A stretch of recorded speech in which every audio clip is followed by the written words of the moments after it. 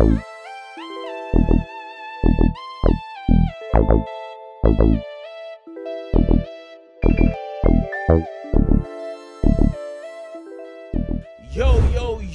you already know who it is. It's your boy, Iameddiejackson, and you know we back in the director's den.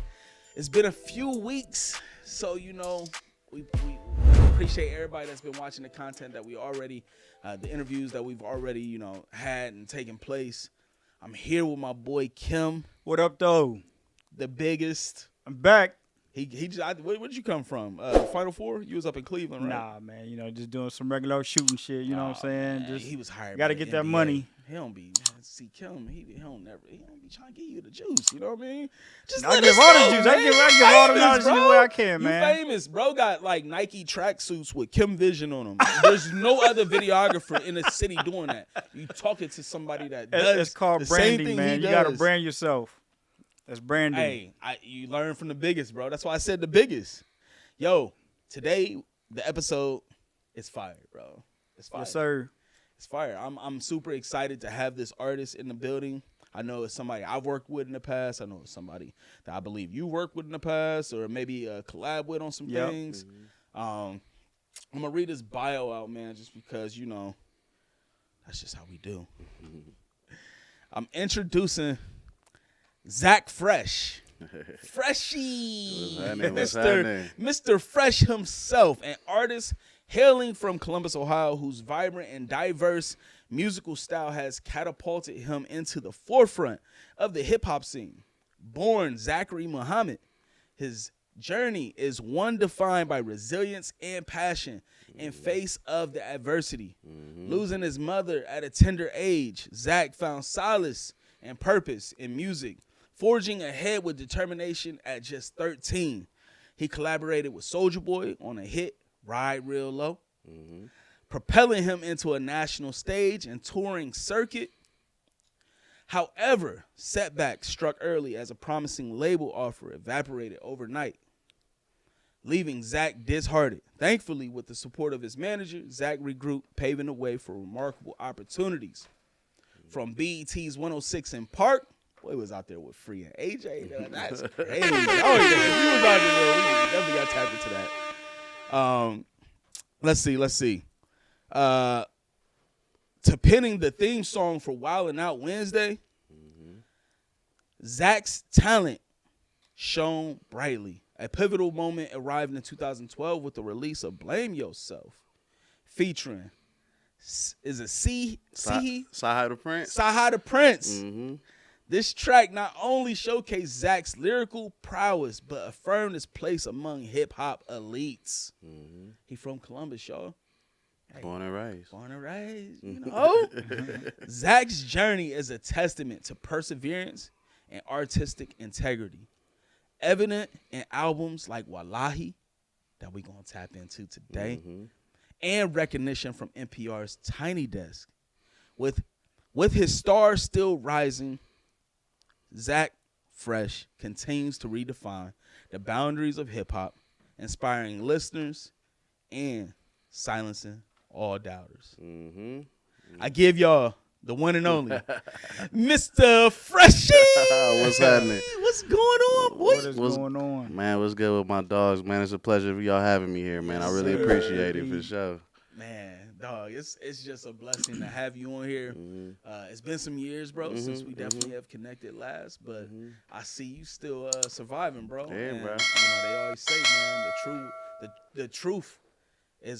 the truth lies in the longevity.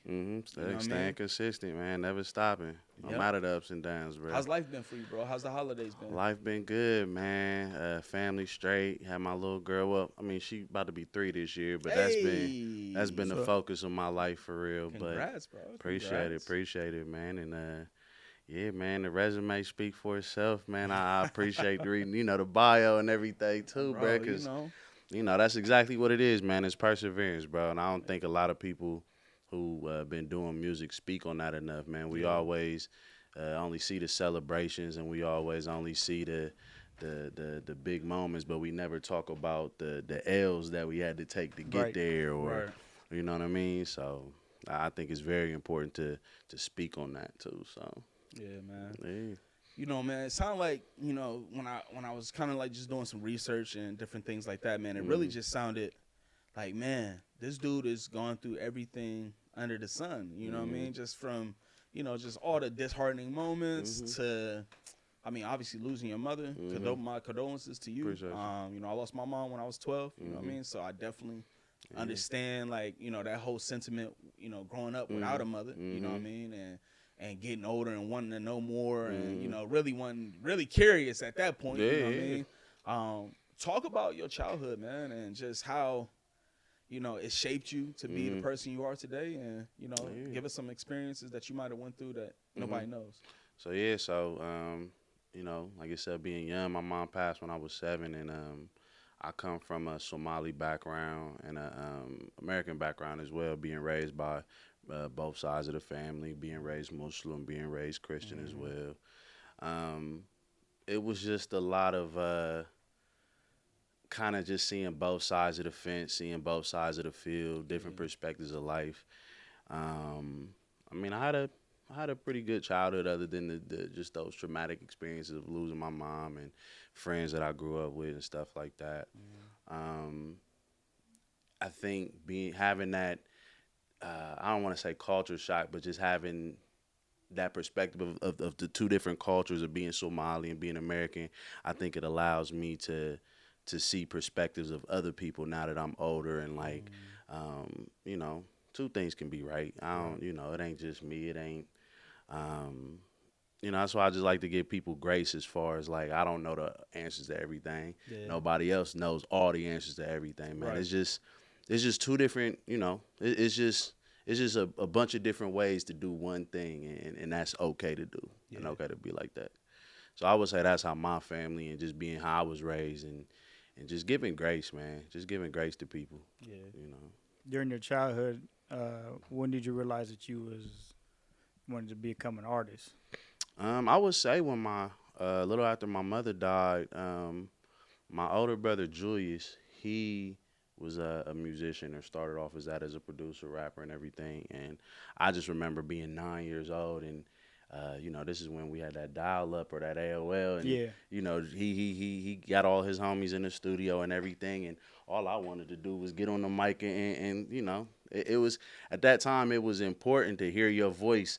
That playback was important at that time. Like, you know, I mean, this is before streaming, this is before all that. So to hear your voice on a record and hear what you made, like, it was like, oh, dang, I might have messed around and made it. Yeah, I did that.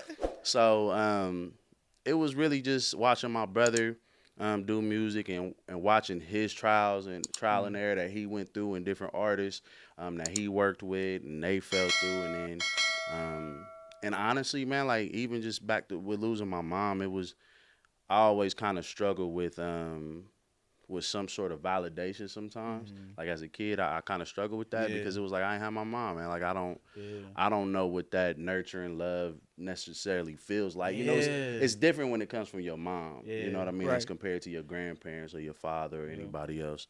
So I kind of struggled with validation as a kid, because I didn't have that. That's crazy, because you and I don't mean to interrupt you abruptly, but I just think that's wild how impactful a mother is on a man. Like, you know, they always say, like, your father is here to teach you how to be a man, but, you know, it's been like 22, 23 years since my mom passed, and it's like so much stuff, even as a married man. With my wife, with my queen, like, some stuff I might miss the mark on, just because, like, I don't really know what that looked like. Right. You know what I mean? Wasn't able to have that conversation and ask them for the advice. And if she was here, I would definitely be like, hey, Mom, like, this is what I'm going. You know what I mean? Like, when you ain't got that, like, you know what I mean? Y'all out there, y'all treat y'all's mamas right. You know what I mean? Because at the end of the day, right, wrong, and different, once she gone, that's it. It's like... a whole different, you know what I mean? Like, you know, Kim, I'm not sure if you've lost anybody like that's, you know, just real close and dear, but, man, you know, that changes your whole world. Yeah. You know what I mean? And so it's crazy just to hear, like, you know, you know, especially a firm black man, you know, speaking, and to see where you at now, you know, and that growth. But it's always that feeling in the back that's like, man, Mm-hmm. how much better would I be if you was still here? Yeah, exactly. You know what I mean? Mm-hmm. And like these is even moments like me and you able to, you know, share that moment too in that relation where there's people out there who probably went through that and you know what I'm saying, and don't really get the opportunity to talk about it or even express the difficulties or the trials that they went, you know, just going through with that too. So yeah, man. Talk about, you know, you growing up. Mm-hmm. What side of town you grew up on? And I was honestly, I'm really from Southfield. That's where me and my mom was stationed at, Kitchener Drive and Coble Road. Okay. But then once she passed, my dad lived off Carl Road. Okay. So I was up north. I mean, Somalis, we, you know. Yeah. That's funny. North side. You either north or west, and we was on the north side. So, but then my grandparents and them, I'm a graduate from East High School. Okay. You know what I mean? Went to Brookhaven as well. So it's like, you know. Haven. Yeah. So I'm a Southfield baby though, to heart. Like that's where my story begins as far as, you know, like I said, with my mom and everything like that. And, you know, I still got me and my mama's house out there. You know, I'm a Southfield baby. That's what it is. Talk about growing up, just in, you know, the different areas and the different pockets. What kind of influenced your rap at different times? Because I feel like I've heard some songs from you. I'm like, this nigga sound like Boss Man. You know what I mean? Like I don't, you know what I mean? There was one video you had, man, where y'all was on a black truck, and y'all was like, it was just this rugged look, and I was like, oh, hey, somebody check on Fresh, man. He good? I think he tapped into the streets. I don't know. I'm watching the video now. He said he'd have locked in. So yeah. Talk about what influenced your music at different parts of your life. But that was the thing too. Like how I was saying, even with this project, like just growing up Somali, like hearing that culture, that music, hearing, you know, we ain't really listen to like gospel music or anything, but hearing the old school music. When I go to high school at Brookhaven, I mean, like I wasn't in the streets or nothing like that, but I got homies who was doing that. You know what I mean? I got best friends that got killed. I got, you know, and I think a lot of us do. Like, I mean, Columbus ain't really that. I ain't gonna say it's not a big of a city, but like, you know, this ain't nothing new. Like, we all seen it. We all done. You know what I mean? This ain't nothing that you can just turn the other cheek to, as compared to some people who might have never went in the public school system, or you know what I mean, or been in the neighborhoods or was at the teen clubs and stuff. Like, you feel me? I was at the teen clubs at 13 and you know what I mean? And we was fighting outside the teen club and you know what I mean? Skating rings, lock-ins, all that. So it's like, I don't think, and I think that's the problem with people when they try to like judge or place a certain understanding. Like, you don't know what nobody's seen, been through, you know what I mean? Right. You can go from you can go from Canaan to James St. Patrick real quick. You know what I mean? Right. Like, you just there's just those different hats and there's different times for everything, and like, you know, it's just I don't know, it's just about what you see, man. And it's, like I said, I'm in no way, shape, or form no street nigga or nothing like that. But, you know, just seeing that, the type of music I listen to, seeing what my friends do, and keeping me as the, oh no, you right, bro, you do that. You know what I'm saying? So, you know, that's just where my influence comes, just from what I see and just what I've been around and where I feel comfortable at. You know what I mean? And like, too, I even say this now, and this is something that I think I kind of learned about myself fairly recently. There's not a lot of people who know how to maneuver in multiple rooms, and you can be in a corporate room and know how to maneuver amongst those people. You know, at the same time, you can be at the Cookhouse, or you can, you know, I could be at Avalon, or I could be at Prime Ultra Lounge, and you know what I mean, and still feel comfortable. And a lot of people can't do that. Yeah, I mean, I think you're right. I think a lot of people don't know how to. I don't know. Some people call it play face. Some people call it, you know, gotta, you know, involve in your different environments. Sometimes you gotta put a different hat on for a different situation, man. You know, like, I went back to my school, my alma mater, and I had them documented. Did a whole little documentary with it. But the thing that awes me the most, even myself, is that a dude like me survived a school like this. You know what I mean? Because I'm such a city dude. Mm-hmm. But it was like, you know, I talked to old friends and stuff. They'd be like, bro, you was just a token Negro. Like, bro, they had to pick somebody, bro. Somebody had to go. You got here. You know what I mean? Right. But really and truly, it was just, bro, it's learned. You know what I mean? Like, Kim, you work in a corporate environment. You know, you understand, like, certain things just don't get said. Certain things just ain't about to happen. Yeah, I code switch a little bit. Yeah. Right. Yeah, because, you know, I mean, at the end of the day, you know, you're never going to be you all the time. Mm-hmm. But that's the reason why I love music. That's the reason why I love artists, because I feel like that's a lane that gives you that avenue to be you. Mm-hmm. And people really buy you or they don't. Mm-hmm.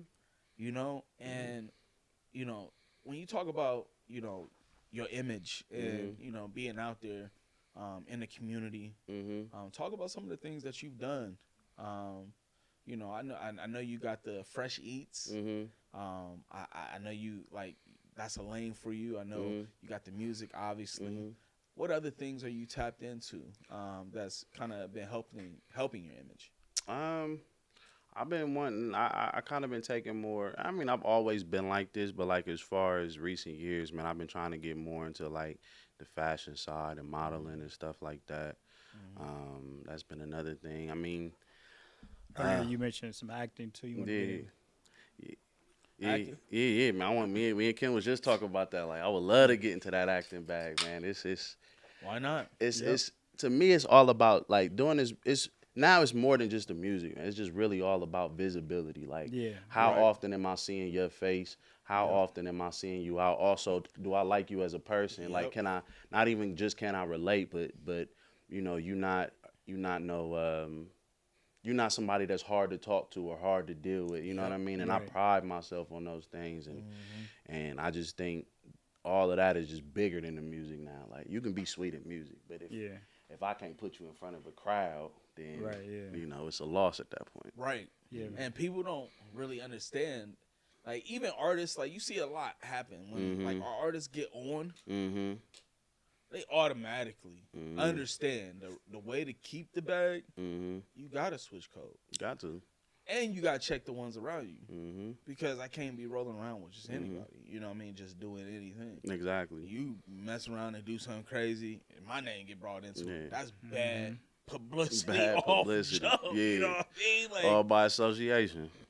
Guilty. You know what I mean? And I don't think a lot of people really understand, like, when you are out here and you're really trying to make a name. You know, one of the things that I learned in coming into this year, this is one of the driving factors behind the podcast and why, you know, I'm doing more outward things, is because you can't sell behind a rock.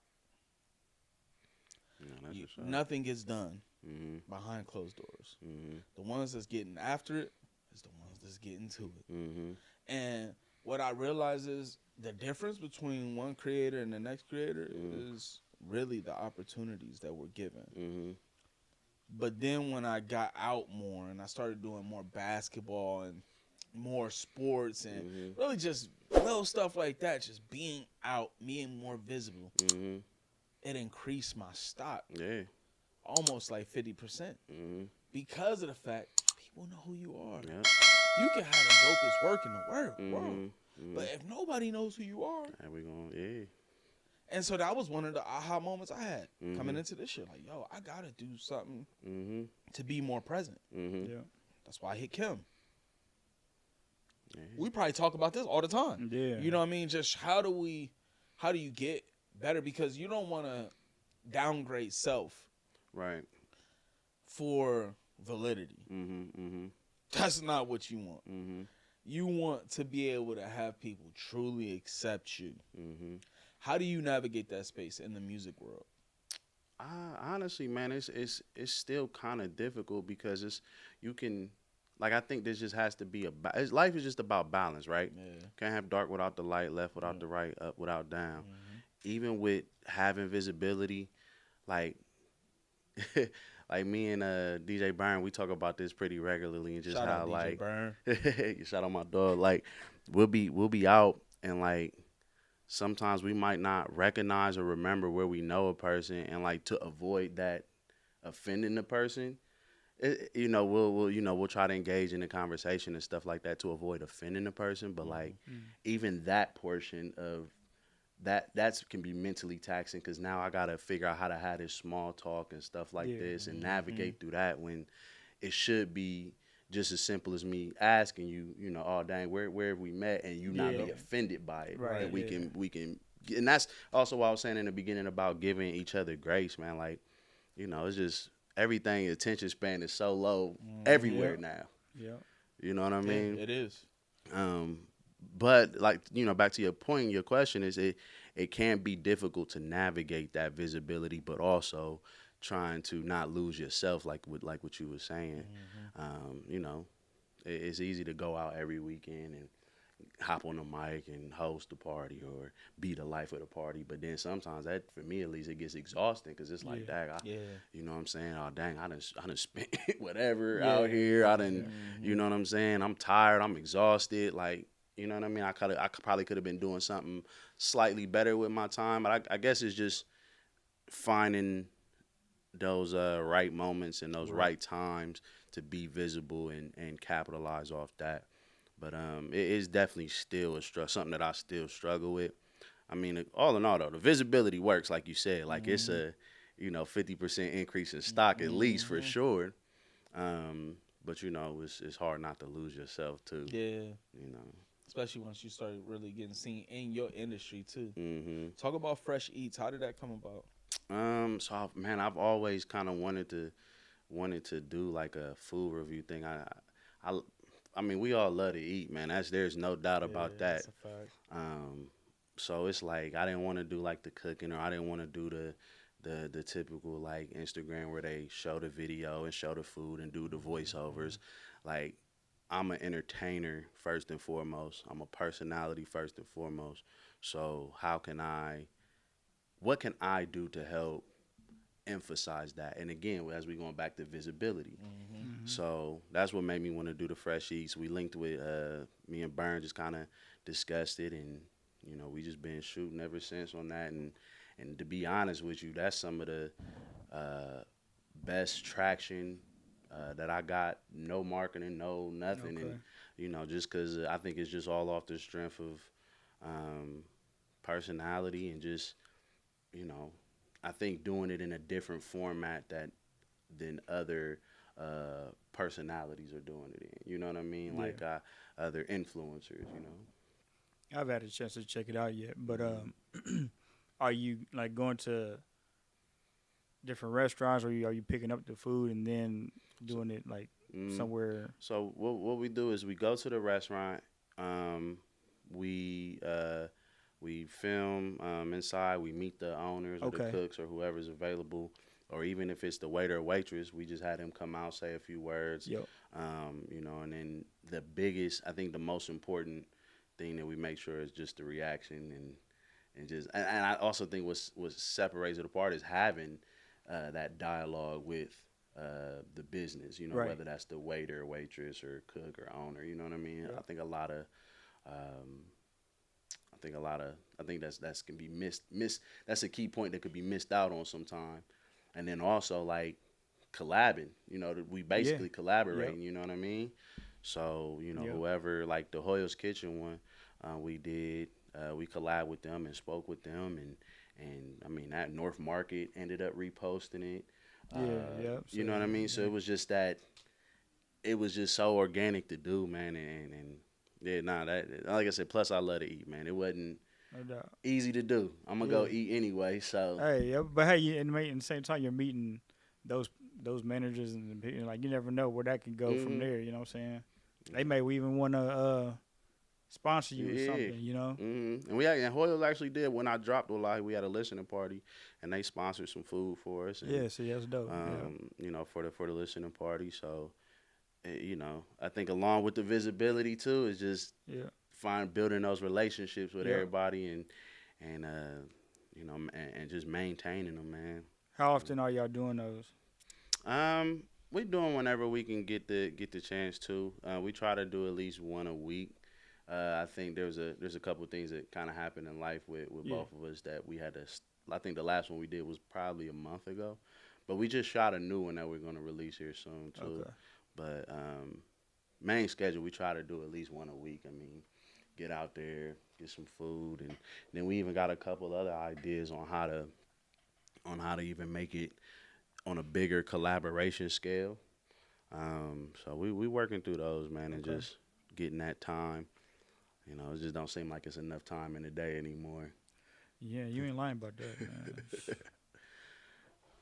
Man, what's the best food you done had? Best food? Give us a couple. What's the best restaurant? You know, point us. You know what I mean? Because my wife, she loved like the new, like, you know what I mean. And she actually just mentioned she loved African food, and I mean African Somalian. Yeah, that's just it. I'm telling you, go to Hoya's Kitchen. Go to Hoya's Kitchen. Is that what's his name? Abdi. I know Muhammad. And then I think his brother Abdi. Yeah. I went to school with Abdi. Mm-hmm. Yeah, okay. That's why when I seen it, I was like, yo, that's Abdi. Yeah. I was like, yo, because he went to Pick Central. Mm-hmm. Okay. And, that's crazy. I didn't know he cooked. I didn't know he had a restaurant. And they got and what's crazy is the man, they've been doing so well as far as like putting the Somali cuisine on the map, because they OG spot was over on 161 and is that Cleveland? 161 in Cleveland, where that old Roosters used to be, or the old 99-cent thrift store. Right. Yeah. Yeah, back in that complex back there. That's where the OG restaurant. Okay, yeah, that's 161. Mm-hmm. We used to go there for me and my dad. My dad used to take us over there for Eid after Ramadan. They would have a buffet of food. We'd go say prayer, and then come back and eat. And like, what's crazy is at the OG spot, the menu is so different than what it is in North Market. But I mean, you still get that Somali flavor, like with the chicken and the spices and the rice and the sambusa is like a Jamaican beef patty. But we do grounded beef, ground chicken. I've seen some veggie ones. I've seen fish put into it. It's like a little triangle, little pastry thing. I mean, is it like similar to a beef patty? Yeah. Yep. Exactly like that. Bro, amazing, bro. Fried. What's the name of the spot? Hoyo's Kitchen. It's at North Market. Hoyo's with an H. H-O-Y. Okay. And Hoyo means mom in Somali, so it's mama's kitchen basically. Okay. So it give you that Hoya. that mom's home cook feeling, man. And that's the closest thing to like home cooked Somali food. Like my dad lives in Somalia right now. He does politics out there, and I haven't had like home cooked Somali food in years, man. So when you found that spot, it was like when I need my fix, I'm there. When I need my fix, outside of just traditional like food, what's your like favorite other dish? I would say the other spot that I like that I did a review on was way down yonder. The Creole, it's a Creole spot, New Orleans style. I feel like I've heard of them. We haven't tried them out. So they got two locations. They got a beignet spot over on. No, this one's Great Southern. It's over there on South High, deep South High, like going into Upper Arlington. Nah. Like going into Asheville, I want to say. Oh, okay. I want to say that's Asheville that is going into, but going towards the casino. You know what I'm talking about? Where the horse racing track is and stuff. Oh yeah. Yeah. So heading down that way. Yeah, I mean exactly what you're talking about. The area ain't really like vibrant or nothing like that, but right. It's a purple and yellow building, and the portions is crazy. Is it before the casino or after? Yeah, it's way before the casino. Okay. Way before. It's basically like right before you get to that like long stretch of land, like heading towards the casino and stuff like that. I want to say I forget what freeway is right there, but and what they got there is crazy. Everything. It's all Creole New Orleans style food. So like what I got in my video, which is on my IG still, I got I don't think it was the catfish. I forget. It was fish, but it was the etouffee. So it was the fish with the craw. It was big piece of fish or just chilling on there, and then it had. It got the eyes in it, man. Bruh, nah. This was filet. I can't do all that. Yeah, nah. It was filleted and fried. It was filleted and fried. But I mean, it was a huge piece, bro. Like this wasn't what you would get at like M&M's or Fisher's or nothing like that. This was like they caught that mug in the back, fried it, and threw it on your plate. Mondo fish, basically, bro. But then they put the crawfish in the etouffee and they had it over a bed of rice. I mean, bro. Crawfish. Mm-hmm. Bruh. I mean, like, I already you eat do crawfish? The seafood, nah. You don't do the seafood like See, that? I eat fish, like fried fish, but I do fried, I don't yeah. do, like, once you talking about it's crawling. Nah, it ain't like, he said it's crawling.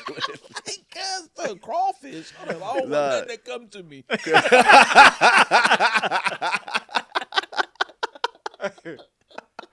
Oh, weak. Nah, so you know what crawfish is, though, right? It's a small lobster.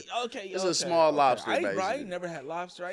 But my taste buds is like I'm sad to say this, but confession hour. I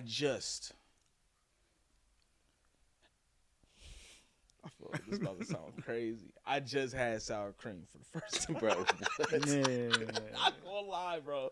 I just had sour, bro, because I couldn't, like, I ain't gonna cap, bro. It's just like the thought of eating something white and creamy just was just beyond me. I don't know, bro. It's just like funny, I grew up with a father sour that just was cream. like, we don't do none of that. He said we don't do none of that. None of that. Hey, that's crazy. You don't have like, so you never had on your tacos, potatoes. I was at an event, shooting at Coastside, not Coastside. I was shooting downtown. I think it was with Yavas and them, and this taco truck was there. I had never had avocado. So I get this. It's actually Zapata's. So you know Zapata's on 256. But this is the food truck. Mm-hmm. They're two different companies. No, they're not the same person. I went to Zapata's, sat down in the restaurant. Them tacos I had was not them tacos I had on that truck.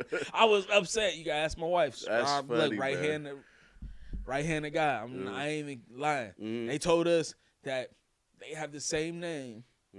And that it's something that like they are partner, but like they're different. Different recipe, everything. Yeah. That's like the two different. Bro, them tacos I had there, I was like, yo, Taco Bell was better than that. That's crazy to say. That's wild. Like, I ain't gonna cap. I'll go get 3 beef supremes right now. Food truck. Yeah, I got. Bro, so this food truck, Zapata's, bro. Look them up. They be on IG. They post like their different locations. It was up at the location where everything was going. It was at the Crew Stadium. So I asked the lady, I'm like, yeah, let me get some tacos. So she put this spicy avocado and sour cream on it. I ain't know. I mean, bruh, I took one bite. I was like, hello. Something just touched my soul. What's going on here? Look, I was like, yo, what is this? I thought it was ranch. She was like, it's sour cream. And I ain't gonna count. I came home. For one, I ate those. Went back, called wifey. Babe, I'm back in the taco line. you double back? Because I'm coming back with some. Yeah. And these ain't for share. No halves. What do you want? What do you want? Yeah. Right, what do you want? Like, you know what I mean? So she told me, bro, them babies was busting. Ever since. Zapata's, I'll be upset when Chipotle don't be having sour. Bro, he said I needed that. Bro, I'm like, bro, what? I call him wifey, babe. We got sour cream in the fridge. Yeah. She's like, yeah, but you be doing too much. You be doing a lot. You know what I think it is? I think like our taste buds just change the older we get. Like, bro, yep, they do. I remember I didn't like sour cream. I remember I hated spicy food at one point. Bro, really? I'll tear some spicy food up. You make it hot. Just go ahead. Put all I like my food right out the skillet. Like that hot. Like, don't, like, if you give me a plate that's been, like, food been sit for 10, 15, with a microwave. You gotta throw it back. It gotta be piping. But my wife, she convinced I don't have taste buds. You know what I mean?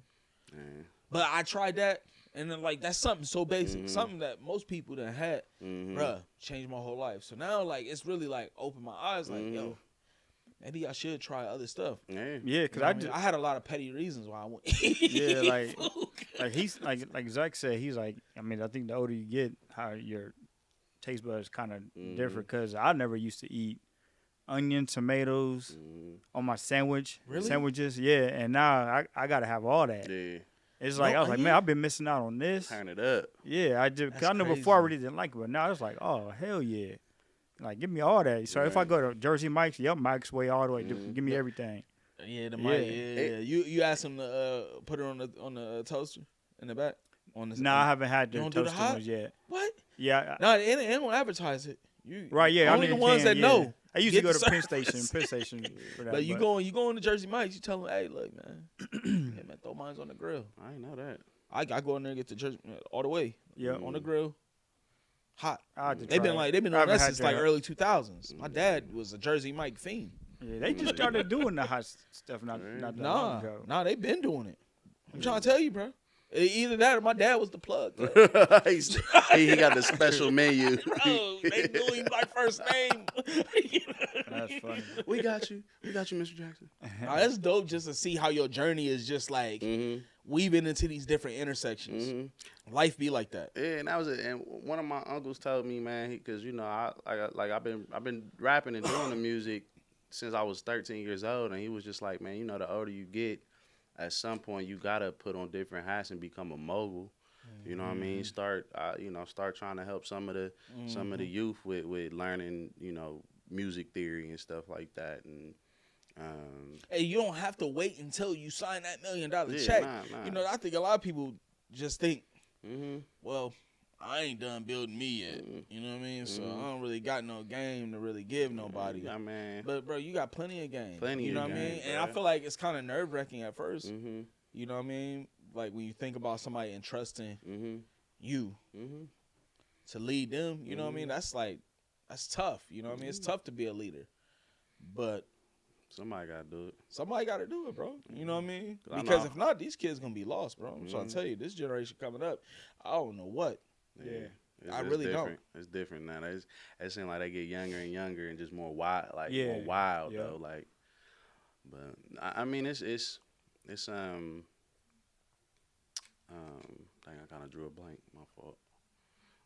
But yeah, just want to make sure like I get back, man. I want to do something, different. So whether it's this food review stuff, if that's something I can take, if the acting is something that I can, if the acting is something that I can take or host it. Yeah, I just want to be in different bags, different lanes, man, and do things that I enjoy doing already. You know what I mean? Like it's so I don't gotta just be confined to one thing. And like you were saying earlier about I think you said something about. What'd you say, creating behind a rock or something like that? You said earlier. You can't sell behind a rock, bro. Yeah. And like that's how I try to be, and that's why even with this project and my music, like how you were saying, you hear like Rasta or you hear some something for some street people or whatever. But then you also hear stuff like runts for my smokers, or you might hear me singing for the shorties and stuff like that. It's just I don't believe a creative person should be boxed in and just we're not supposed to just do one thing, man. That's like somebody telling y'all like, nah, I just want you to take this one type of style of picture and that's all you do for your whole career. Like where's the fun in that? Where's the excitement in that? Yeah, you definitely gotta have different avenues to go through for sure. Yep. I noticed like some of your visuals. Are you the one coming up with most of your concepts? Like, say, I noticed some of your videos that I've watched, they have good concepts. Now, is that you as an artist saying what you want, or is it like more of a collab with your, maybe your team or even whoever shoots your videos or whatever? It's a little bit of both. Sometimes it just kind of depends on the situation. Like, that depends on budget. Depends on, you know what I mean? Because then a lot of times, like, even with some of those more simple concept videos, those are ones I might have just been like, let's just do this. Let's get some visibility. Let's get some visuals. Yeah. And, but then you got, like, the Runts video where we put the whole production behind it. Got the dancers and the models and all that, you know what I mean? And like, y'all know how hard that can be to get people to do that in the city, man. Like, so, it really just depends. So it's a combination of all of that. Like sometimes I might come up with it. Sometimes whoever's shooting would, or we might just be on the spot, like just kicking it, and they pull the camera out and we end up just doing something. Yeah. So, yep. Sometimes that's how it be, man. Sometimes you get the best ones. I've always believed in simplicity, and I'm still trying to like figure out how to present that to people, especially through like anything that I'm a part of creating or created. I'm just a firm believer in less is more, man. You don't gotta hit them with too much. Yep, I agree. I agree. And that helps you with longevity.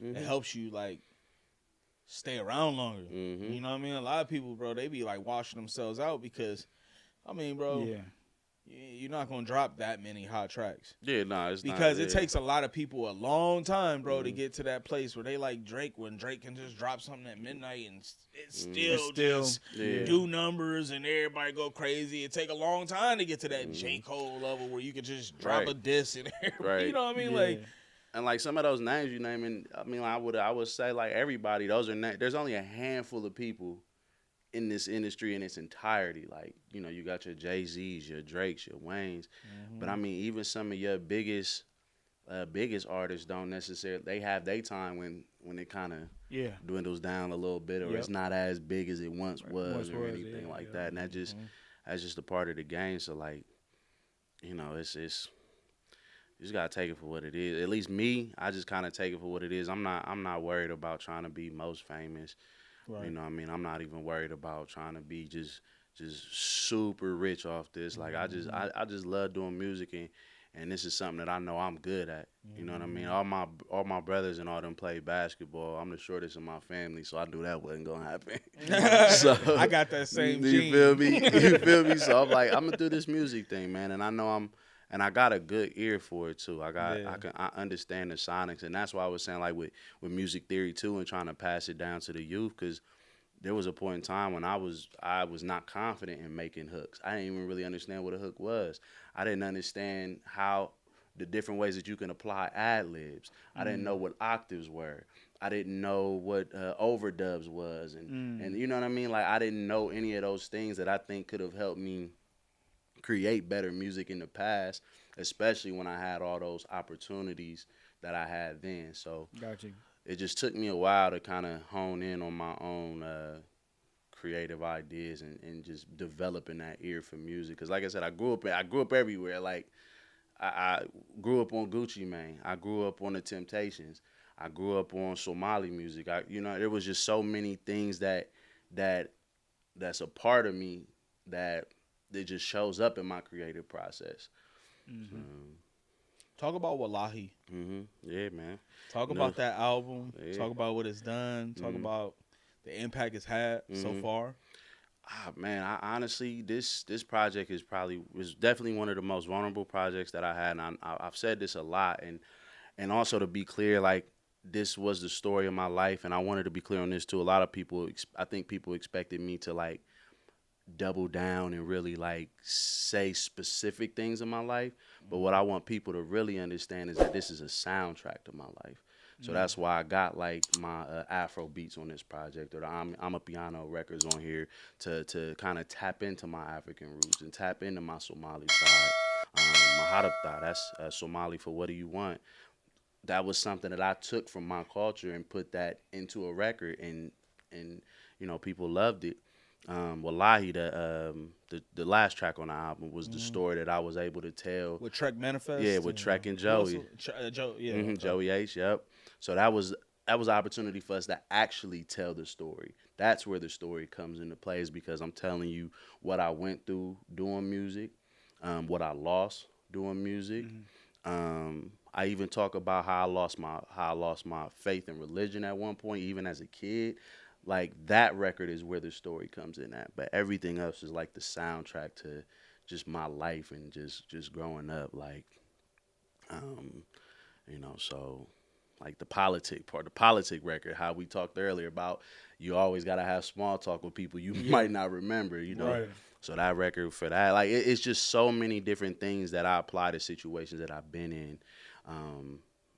You know, I just want people to understand, like, it's come approach it with an open mind and not look for the specifics of it, but understand sonically the sound. That's what I'm going for. But what inspired this album? So this is Burns' first time A&R in a project, and me and him have been talking a lot, and there was things I think he didn't know that I've been through throughout my career and just even on some personal things, and he thought it was necessary for me to, do something like this. Yeah. So the influence of that definitely came from him, but also I've always wanted to tell my story, but I've never been a person that likes living in the past. Like, I had good moments, great career in the past, but I'm also like, damn, what you doing right now? What we gonna do now to build it up? But what I learned in making this project is that your past is what shapes your future.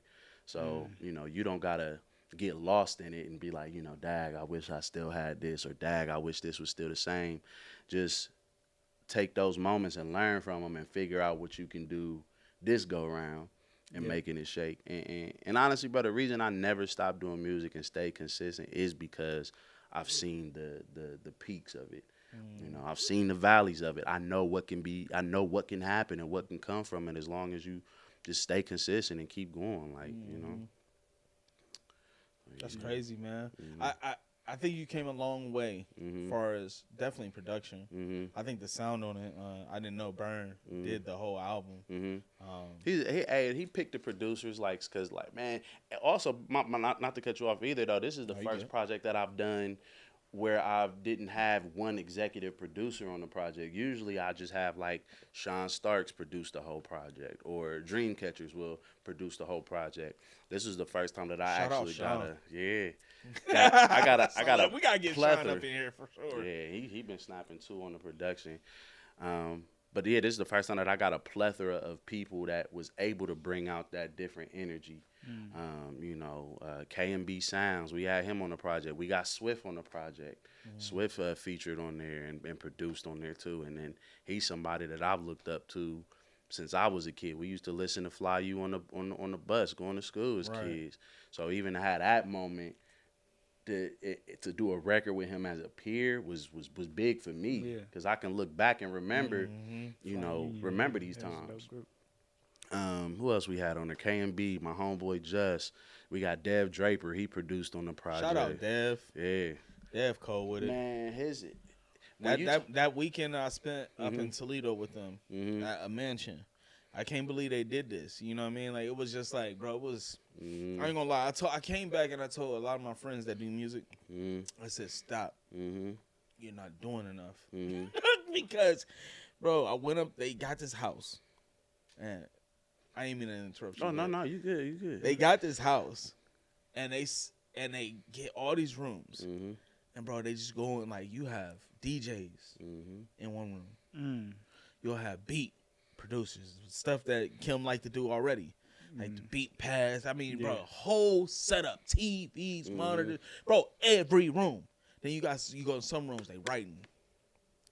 Go in another room, they harmonizing, singers. I mean, real life, you just sitting in there it's a concert. I'm getting the exclusive. Bro, every room had something going on in it. I mean, one room, they shooting videos in one room, got lights up, smoke, cameras. For real? Yeah, this in bro. Toledo? Bro, no, this is something that Raw's Formation. With Trigno, Sean Starks, Noon was a part of it. Yep. Noon, Zaire. Yeah, bro, I don't know all the names, but Raw's Formation. There is a big group of just collective of creators. Trip, shout out Trip. He doing major things right now. Bro, I went up there because I was sponsoring Trig for a year of content. Oh yeah, okay. And I was like, he said, well, we got this thing that we're doing. I'm like, bet. Well, I'll just go with you. We go up to this thing, bro, Bro, it's just endless all weekend. Damn. Like, bro, you wake up, you come out, we eating, they harmonizing. It's just all types of just random, you can go from soul to trap to conscious. In a flick of just a few steps. Open up the next door, is this.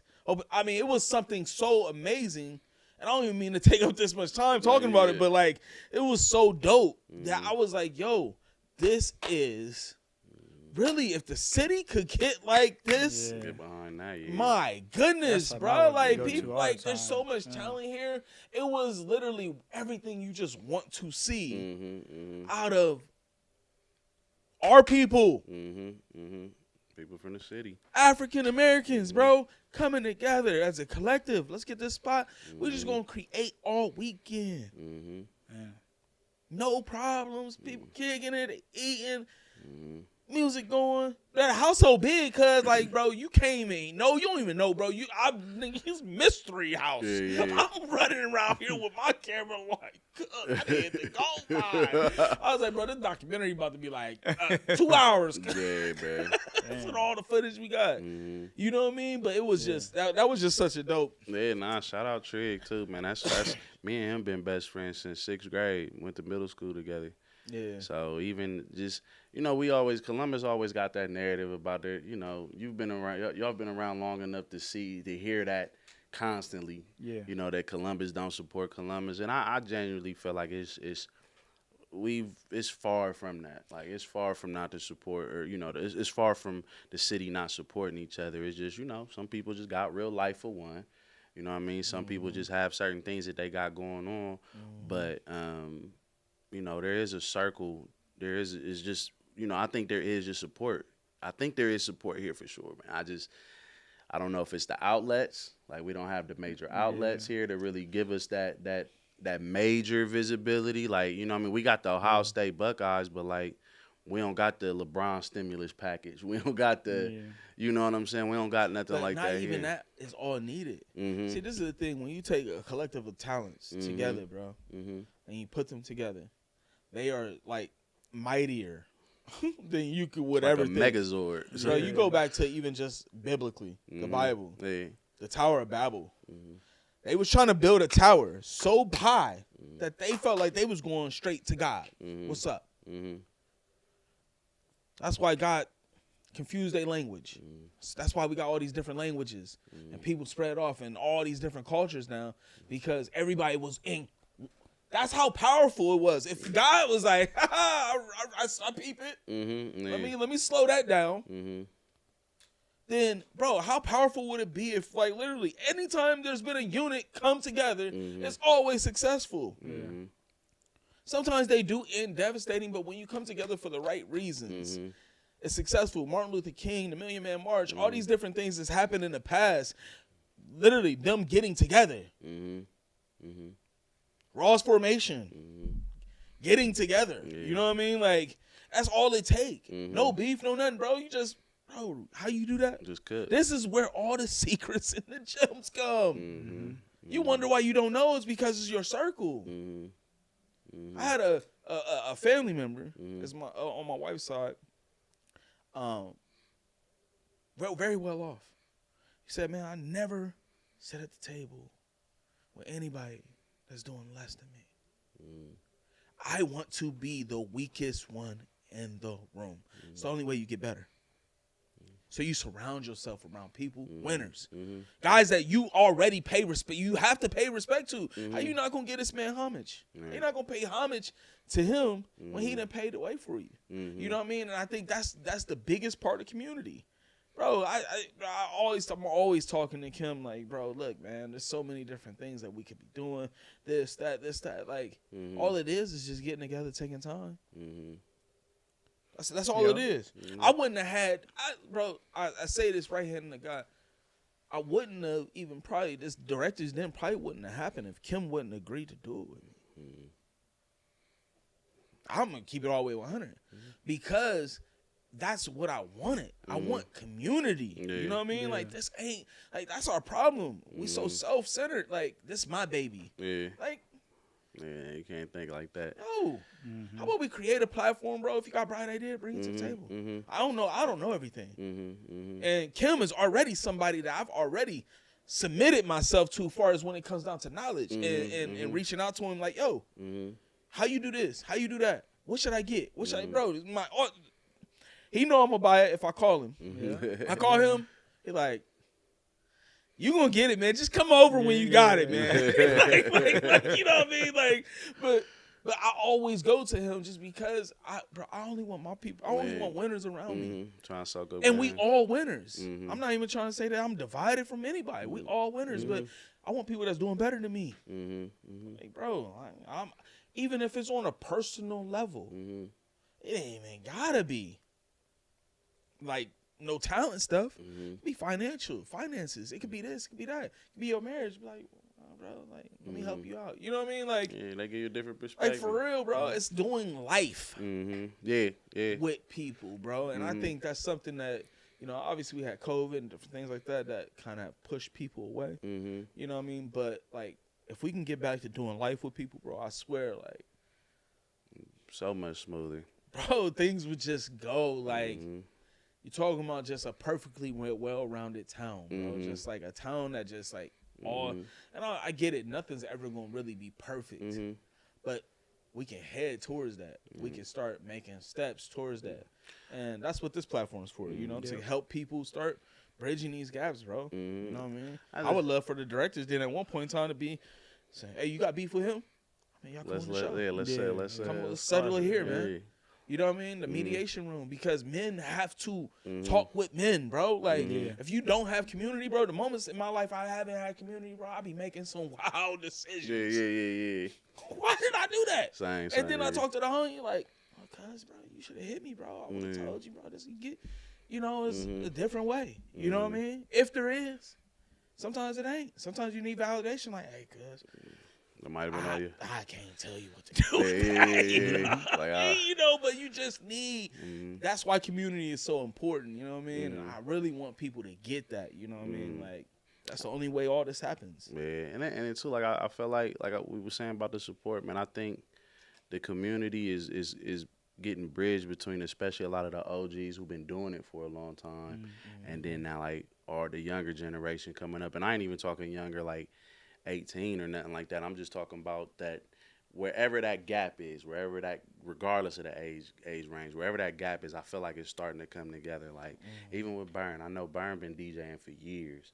You know what I'm saying? So even to get with him and he teaching me how to get into this marketing and how to push my music and how to you know, come up with this content and do stuff like that, like that's teaching me something. And then even when me and him was talking, we was talking about the Soulja Boy days and how that was such a lucrative moment for me. And I told him the reason it worked out so well is because we would hit that road. If they was in Indiana, we hopped in the car and we drove to Indiana. If they was in Atlanta, we hopped in the car and drove to Atlanta. So now, since me and Burn got this project out, he been snapping. You know, they got the Orange Soda party. They going crazy with that. Shout out Orange Soda. We've been trying to travel and we've been in LA a few times, linked up with, he got a couple residencies out there, and just being out there and seeing what that looked like is crazy. We got some plans to pull up in New York on a couple people who's connected with like Ebro. And I mean, it's just so many different things. And like I said, that was something I think he may have taken away from me or may not, but I know it was a conversation that we had as far as like, let's hit this road. And like we started off with this conversation, ain't nothing better than showing your personality, showing your face, getting that visibility. You know, and I think it's just gonna be more. It's gonna mean more when we in New York and other places, or Atlanta. You know, Dubai. They got me out there on the mic out there or something, like, you know. It just look better, man. You meet better people out there too. Little speed round, man. Just so people can get to know you a little bit better, man. Who's your favorite artist in the city? Outside of myself, favorite artist in the city.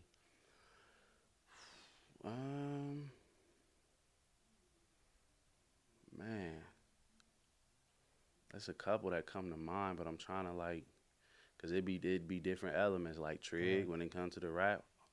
My dog be snapping. If I want to listen to some, you know, some shit, I'm gonna put on that MG Sleepy or something like that. Shout out MG Sleepy. You feel me? R&B wise, Kent.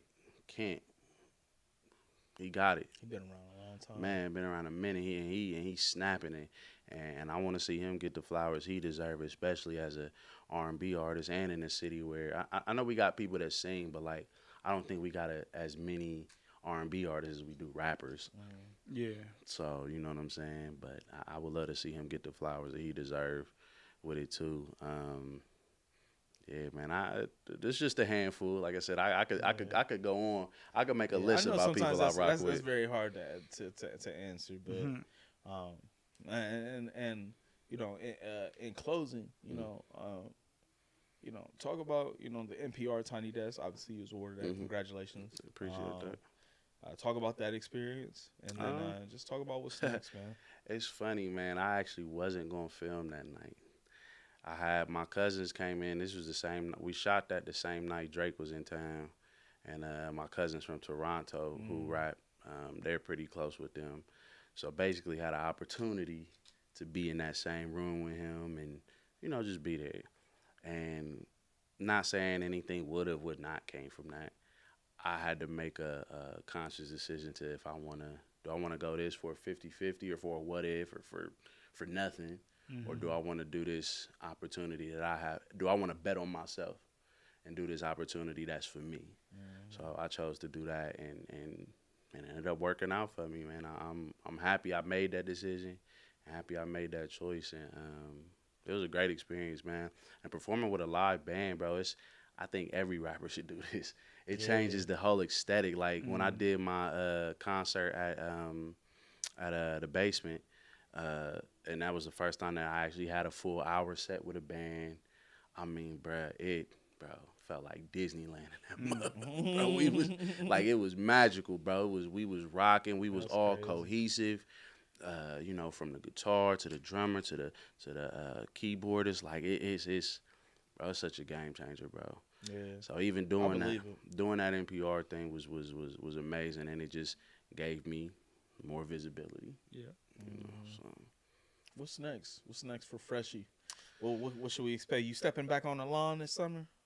You said the stepping on the what? On the lawn. What was your segment? Where you Which was out one? front? Oh, the Live from the Yard. Yeah, live we from might the yard. We might get to that. I got a couple renovations. I mean, we do a director's den collab. Like, man. hey, we could run that, man. Hey, I'm actually doing that. Hey, that might be tough though. I'm doing the renovations on the yard now. So once that's all done, we could run that up too. Oh, yeah, I got a crane too, bro. So I've been hard. waiting to use that. To use it, bro. Like have some just some crowd sweeping shots coming down.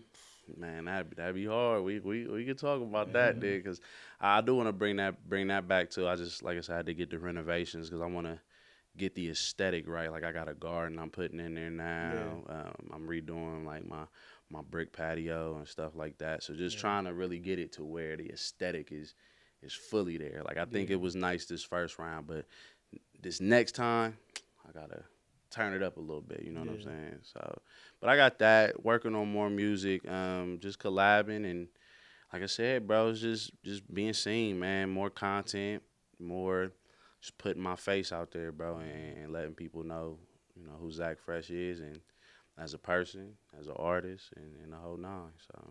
Yes, sir. Kim? You good? The legend. Good. The legend. Nah, man. Tell them where they can find you, Kim. Shit, y'all can find me Instagram, Kim_Vision. It's not Chim, it's Kim, short for chemist. I get a lot of people who say the name wrong, but it's all good. But I come with it. Hey, I ain't gonna cap though. One time, bro, I was telling my wife, I was like, all right, man, I'm about to go over to Kim's house. She was like, Kim? Like Kim, like a female. I was like, Kim. She was like, Kim, you better call that man Bryant. Don't come around and talk about you going to Kim's call him by the house. government. I was like, Kim, like the chemist. She was like, I'm not calling him that. Who is Kim? That's funny. Yeah, somebody thought I was an Asian dude. Master. They heard the Kim like, Kim. 4 days ago. Oh man, I thought you was Asian. I was like, nah. Bro, what? Yeah. Bro, you should have just ran with that, bro. I would have just been like, bro, that's hilarious, bro. I'm like straight from Asia. I just got here.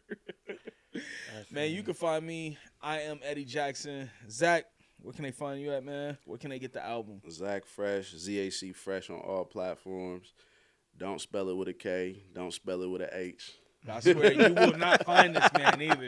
He's being real, bro. You will not find him. ZAC Fresh, everything, man. Instagram, Twitter, all streaming services. The whole catalog is on there. I really recommend anybody who hasn't heard of me or haven't tapped in, like, just go through the catalog. You're going to hear a lot of different things, but I guarantee you find something that you like, you love. So just tap in. Yep. Make sure y'all go tap in. Like always, make sure you like, follow, subscribe to the channel, man. You know, it's just a community. We all about longevity. We trying to stay around so we can be around, man. I'm trying to see y'all's kids grow up, man. And, you know, we trying to be here, man, when it all ends.